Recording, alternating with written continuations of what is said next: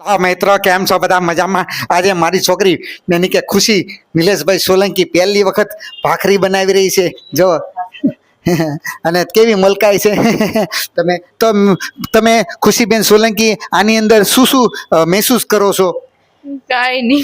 કાંઈ નહીં. ભાખરી બનાવવામાં કળા હોવી જોઈએ. જેમ વડાપાઉં એ તારી જલી હરી ખરી થાય, વેલણું પડી ગયું. મિત્રો તમે જોઈ શકો છો ભાખરી કેટલી કઠિન છે, તો એ બનાવવામાં वेलना हेठा पड़ जाता है, जो वापिस पड़ गया है. देखो हंस हंस के मुस्कुराती है. तो आपको कुछ इस बारे में कुछ कहना है?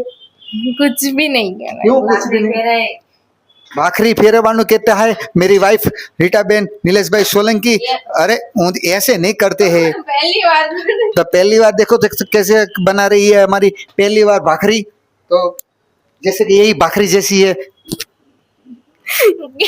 ओके, तो ये कुछ कहना नहीं चाहती है क्योंकि बे वक्त वेलना हेठा पड़ गया है. मित्रों, तो खूब ध्यान रखना चाहिए भाखरी बनाने में. और भाखरी का लोट जाड़ा होता है और रोटली का रोट पतला होता है. देख सकते हो कैसे वनती है. इसको गोर बनाने की होती है. बनेगी. हाँ, श्रीलंका के जैसे नहीं.